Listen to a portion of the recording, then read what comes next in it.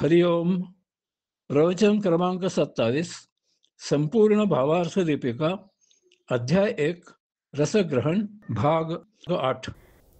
हरिओम. विषाद याचा अर्थ आपण पाहिला आहे. विषाद म्हणजे उत्साह नष्ट होणं, निराश होणं, वैफल्य येणं इत्यादी. याचे अन्यही अर्थ आहेत मूर्खपणा, दुःख इत्यादी.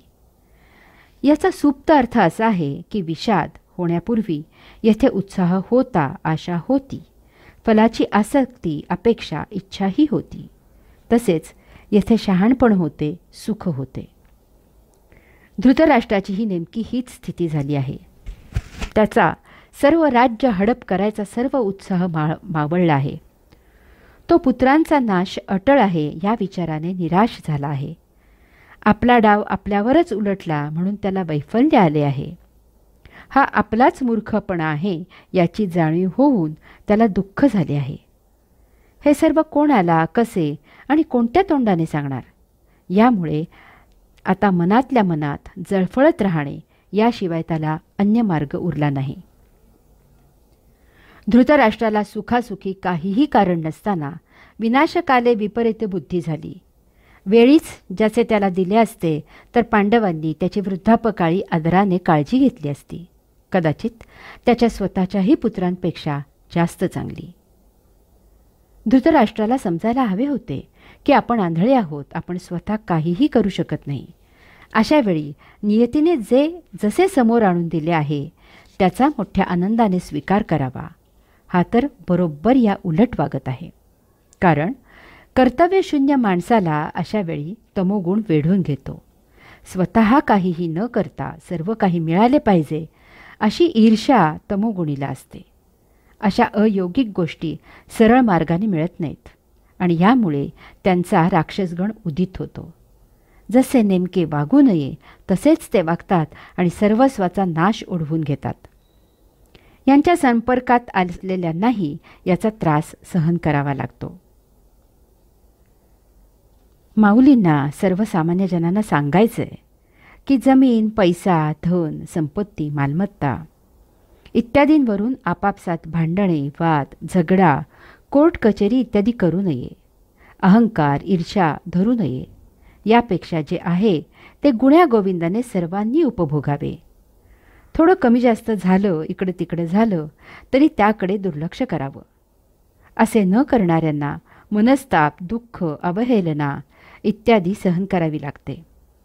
कदाचित एखाद्याला भांडणे करून तात्पुरते यश येते, परंतु दीर्घकालाचा विचार करता दोन्ही बाजूने ते नेहमीच दुःखपूर्ण सिद्ध होते.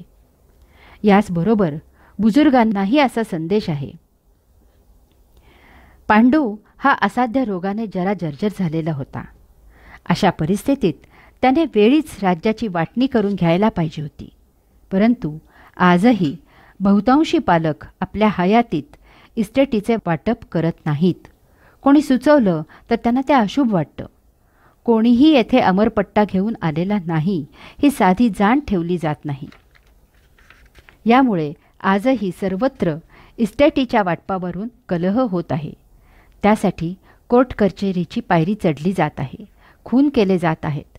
सख्खे नातलग पिढ्यानपिढ्या एकमेकांचे कट्टर वैरी होत आहेत.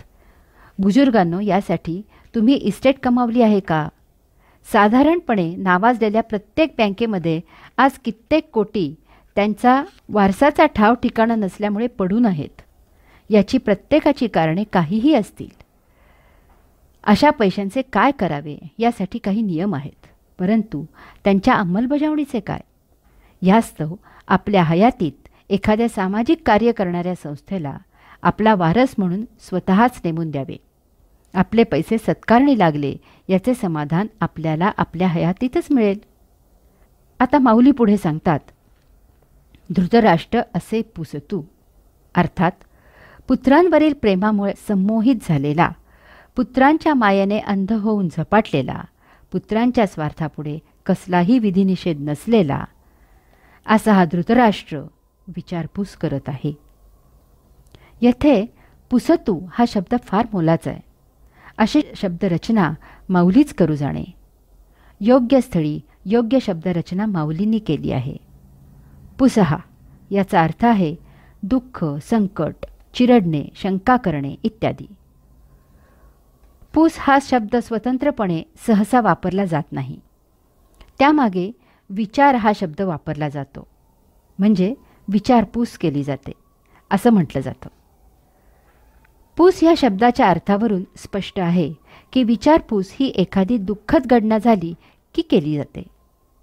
मग त्यामागे सांत्वन करणे किंवा अन्य काही हेतू असू शकतो. एखादे संकट आल्यावर विचारपूस केली जाते. मग त्यामागे काळजी वाटणे, मदत करणे किंवा अन्य काही हेतू असू शकतो. अशा प्रकारे सुखद गोष्टींच्या चौकशीला विचारपूस असे म्हटले जात नाही. येथेही धृतराष्ट्र विचारपूस करत आहे. हरिओम.